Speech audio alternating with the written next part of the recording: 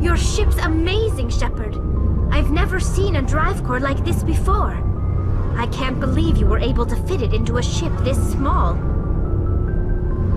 I'm starting to understand why you humans have been so successful. I had no idea Alliance vessels were so advanced.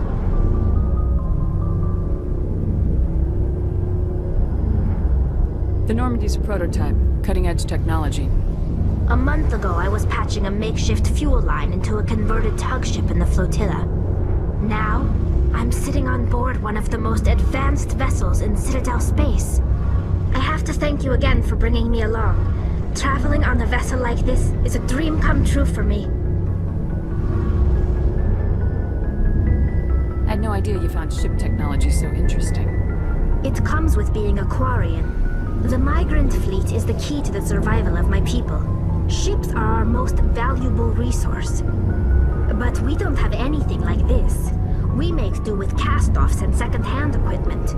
We just try to keep them running for as long as we can. Some of the fleet's larger vessels date all the way back to our original flight from the Geth. I can't believe your fleet's still using ships that are 3 centuries old. They're constantly being repaired, modified, and refitted. They aren't pretty, but they work. Mostly. We've tried to make ourselves as independent as possible on the flotilla, grow our own food, mine, and process our own fuel.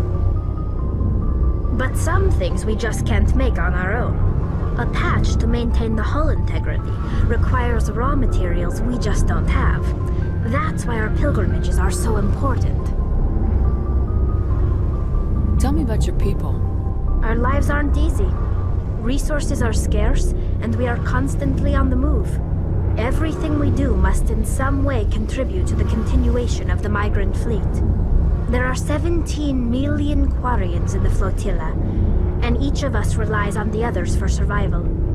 The bonds among my people are strong.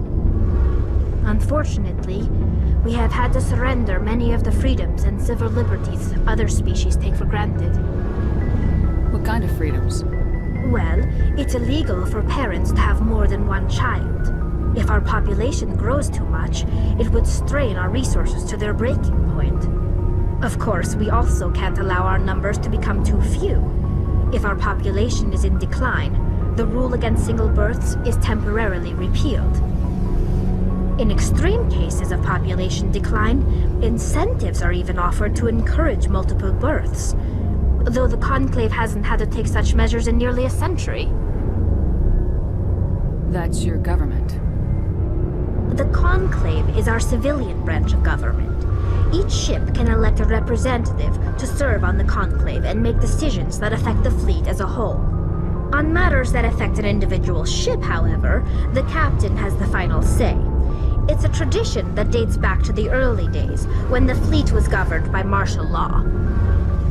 Fortunately, most captains nowadays are smart enough to have an elected council from their crew to give them advice and guidance.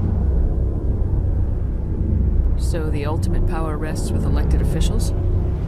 In practice, the Conclave and the respective council for each ship tend to set the rules that govern our daily lives.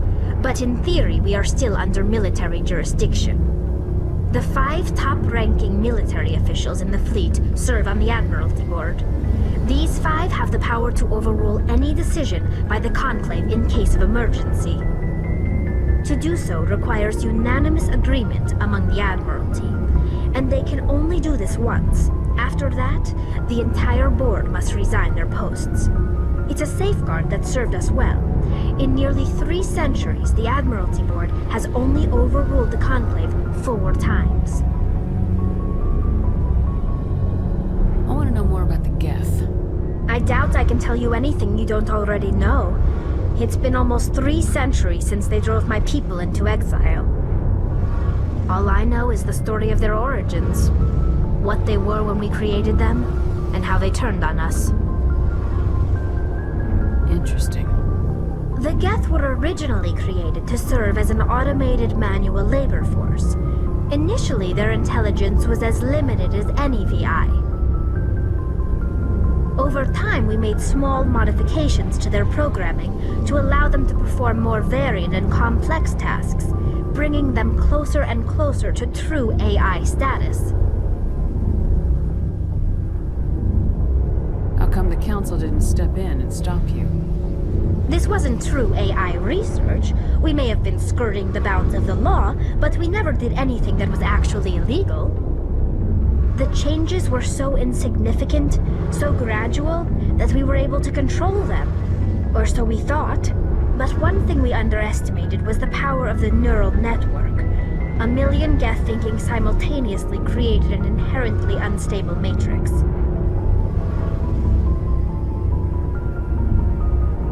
So the Geth share brainpower? Many of the Geth's logic systems were designed to work in concert with other nearby Geth. Basically, the more of them you have in the group, the smarter they are. So there's some sort of group consciousness? No, nothing like that.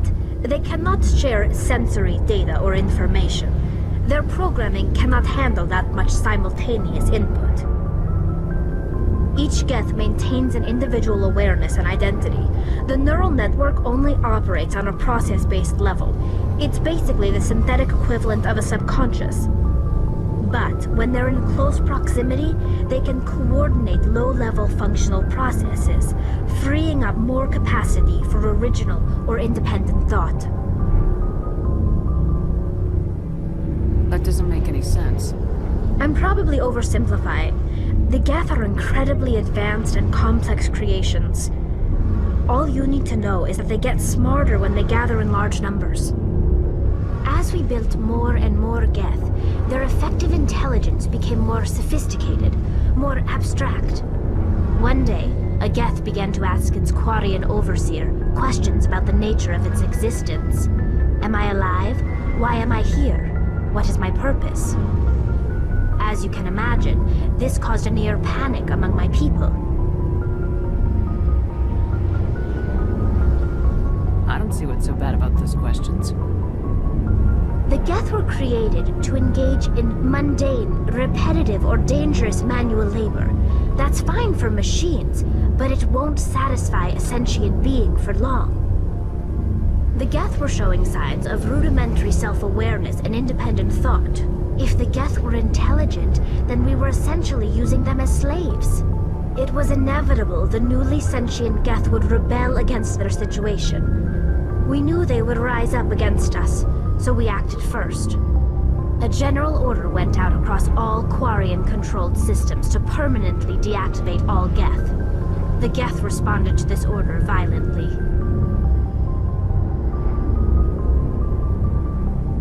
You didn't really think they'd just let you destroy them without a fight, did you? The hope was that most of the Geth would still be little more than machines, incapable of organized resistance. But they had progressed much further than anyone anticipated. The war was long and bloody. Millions upon millions of Quarians died at their hands. In the end, we were forced to flee our own homeworld. We feared the Geth would pursue us, but they never came beyond the Veil.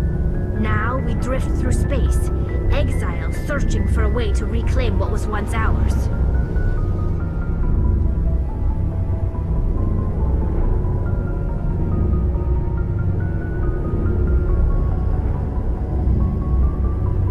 It's hard to feel sorry for you. Your ancestors tried to wipe out another species. We made a mistake when we created the Geth in the first place, but we did not make a mistake when we went to war against them. If we had not acted, they would have wiped us out. They're a synthetic life form. They have no use for organics. None. Why do you think they cut themselves off from the rest of the galaxy? Why do you think they've killed every organic being who's ever tried to contact them?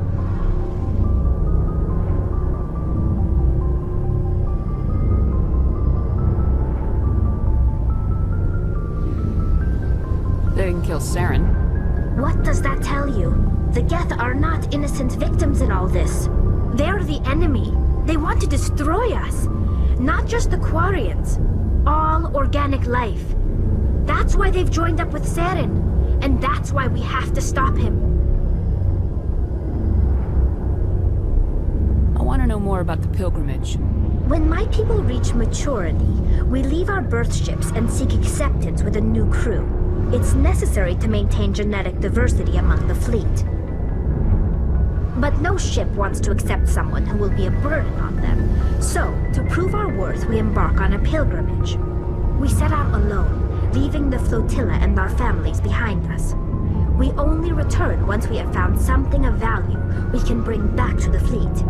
This is presented as a gift to the captain of the respective ship we wish to join. If the gift is accepted, we are welcomed into the crew. I can't believe they just send you off alone. It's not like they just cast us out. Before we leave, we are given lessons in how to survive outside the flotilla, and given gifts to help us on our journey. We also receive implants to fight off sickness and disease. Generations of living in an isolated and highly controlled environment have left our immune systems weaker than most. By the time we leave the fleet, we are well equipped for the pilgrimage. This is a rite of passage for all Quarians. If it were dangerous, our numbers would suffer. Virtually every pilgrimage ends with a triumphant return and the ritual presentation of the gift to one of the fleet's captains.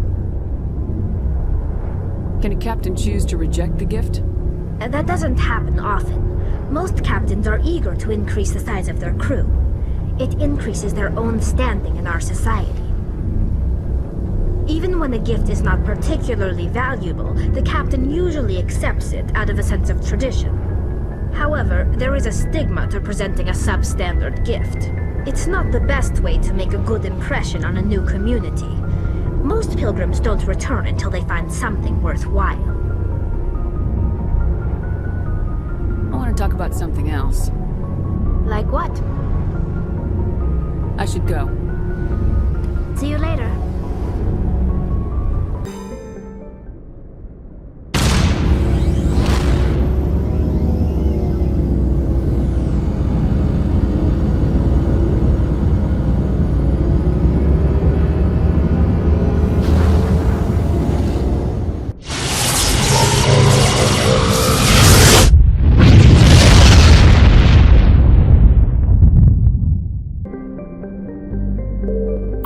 Commander, I'm picking up a signal from the planet's surface. It looks like an automated distress beacon.